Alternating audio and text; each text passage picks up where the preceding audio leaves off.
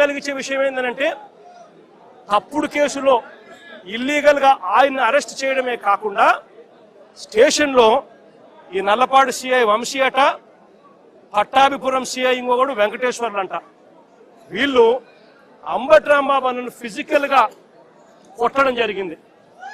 ఫిజికల్గా ఒక మంత్రిని కొట్టడం, అబ్యూస్ చేయడం. నిజంగా ఏం ప్రజాస్వామ్యంలో ఉన్నామా లేదా అని ఆలోచన చేయమని అడుగుతా ఉన్నా నేను. ఎల్లకాలం ఈ ప్రభుత్వం ఉండదు. దాదాపుగా 200 మంది సిఐలు, ఎస్ఐలు, డిఎస్పీలు ఇటువంటి వాళ్ళు విఆర్లో ఉన్నారు. మీ ప్రభుత్వంలో మీరు వీళ్ళందరినీ కూడా పక్కన పెట్టిన పరిస్థితిలో వాళ్ళంతా ఉన్నారు. కేవలం మీకు సంబంధించిన వాళ్ళని కొంతమందిని మాత్రమే సిఐలుగా వేసుకున్నారు, కొంతమందిని మాత్రమే మీకు సంబంధించిన వాళ్ళని డిఎస్పీలను వేసుకున్నారు, డిఐజీలను మీ వాళ్ళని వేసుకున్నారు. ఎస్పీలు గత్యంతరం లేక మీకు ఊడిగం కాస్తా ఉన్నారు. బీహార్లో ఏం జరుగుతా ఉందో నాకు తెలియదు, కానీ ఇక్కడ జంగల్ రాజును మీరు సృష్టించి నడిపిస్తా ఉన్నారు. అని నేను అందరికీ కూడా ఒకటే చెప్తా ఉన్నా, ఎల్లకాలం ఇదే మాదిరిగానే జరగదు. 2 ఏళ్ళు కన్ను మూసుకుంటే అయిపోయింది, మరో 3 ఏళ్ళు కూడా కన్ను మూసుకుని కన్ను తెరిచేసరికి మరో 3 ఏళ్ళు కూడా అయిపోతుంది. ఆ తర్వాత వచ్చేది మాత్రం మా ప్రభుత్వం అని చెప్పి కూడా ప్రతి ఒక్కరికి కూడా ఈ సందర్భంగా కూడా చెప్తా ఉన్నా.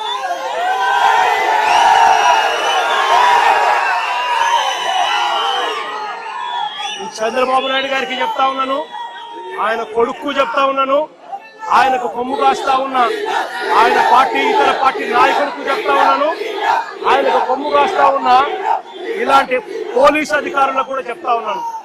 ఎల్లకాలం ఇలా అన్యాయం చేస్తా ఉంటే మాత్రం ఎప్పుడు కూడా దేవుడు చూస్తూ ఊరుకోవడానికి మాత్రం గుర్తుపెట్టుకోండి.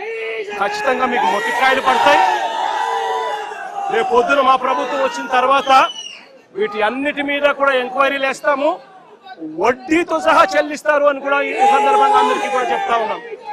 అందరినీ కూడా బోన్లలో నిలబెడతాము, సాక్ష్యాలు ఆధారాలతో సహా యూనిఫామ్లు ఒక్కొక్కరికి కూడా ఇప్పించి వీళ్ళందరితో పాటు ఈ కాన్స్పిరసీలో భాగమైన ఇతర రాజకీయ నాయకులు ఎవరెవరైతే చేసినారో వాళ్ళందరినీ కూడా ఒక్కలో పెట్టి న్యాయం జరిగేట్టుగా వడ్డీతో సహా వీళ్ళంతా కూడా చెల్లించే పరిస్థితి కూడా వస్తుందని కూడా ఈ సందర్భంగా ప్రతి ఒక్కరికి కూడా హెచ్చరిస్తా ఉన్నా.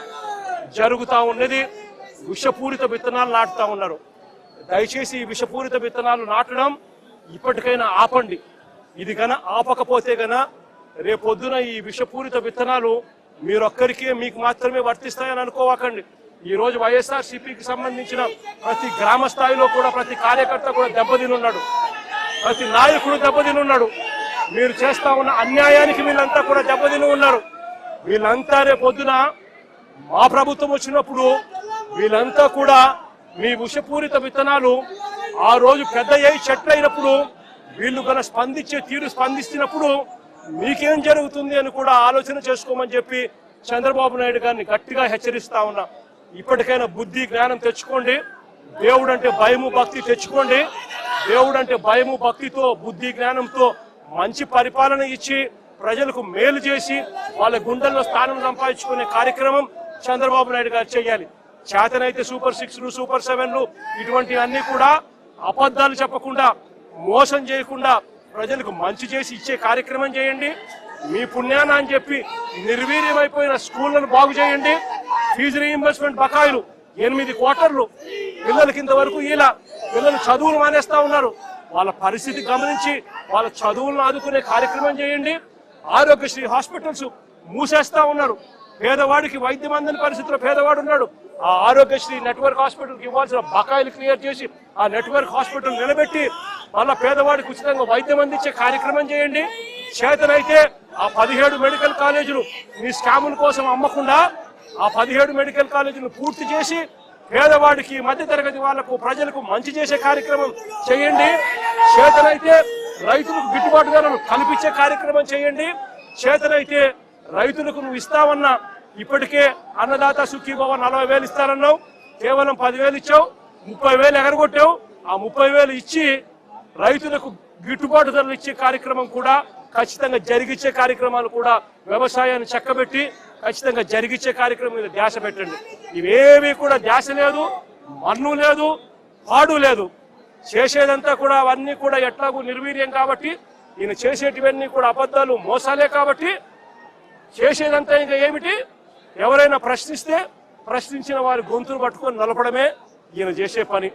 ఈయనకు వత్తాసు పలుకుతా ఉన్న కొంతమంది తొత్తులు లాంటి పోలీసులు, కొంతమంది తొత్తులు లాంటి అధికారులు ఈయనకు తోడుగా ఉండి నడిపిస్తా ఉన్న పని.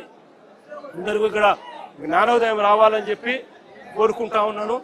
ఇలాంటివి జరిగితే మాత్రం చూస్తూ ఊరుకునే కార్యక్రమం ఖచ్చితంగా ఉండదు, ఖచ్చితంగా స్పందన కూడా ఉంటుందని కూడా ఈ సందర్భంగా ఖచ్చితంగా చెప్తా ఉన్నాము. ఇలాంటి ఘటనలు జరిగితే రేపొద్దున రాష్ట్ర వ్యాప్తంగా కూడా బంద్ పిలుపులు కూడా ఇచ్చే కార్యక్రమాన్ని కూడా వెనకడుగు వేయము, ఇంకా అడుగులు వేగంగా కూడా పడతాయి. ఇలాంటివి కన్నా ఆగకపోతే మాత్రం చంద్రబాబు నాయుడు గారిని గట్టిగా వార్నింగ్ ఇస్తూ చెప్తా ఉన్నాము. ఇష్యూస్ పెద్ద అవుతాయి. ఢిల్లీ లెవెల్లో కూడా ఎన్హెచ్ఆర్సీకి కూడా రిపోర్ట్ కూడా కంప్లైంట్ కూడా ఇచ్చే కార్యక్రమం చేస్తా ఉన్నాము. కోర్టుల తలుపులు తడతాము. సుప్రీంకోర్టులలో కూడా జరుగుతా ఉన్న అన్యాయం గురించి కూడా చెప్పే కార్యక్రమం చేస్తాము. అన్ని రకాలుగా పోరాటాలు జరుగుతూనే ఉంటాయి. వైఎస్ఆర్సీపీకి సంబంధించిన ప్రతి కార్యకర్త చంద్రబాబు నాయుడు గారు ఈ మాదిరిగా చేస్తే భయపడతారు అని చంద్రబాబు నాయుడు అనుకుంటే చంద్రబాబు నాయుడు గారు మూర్ఖుడు అని చెప్తా ఉన్నాను.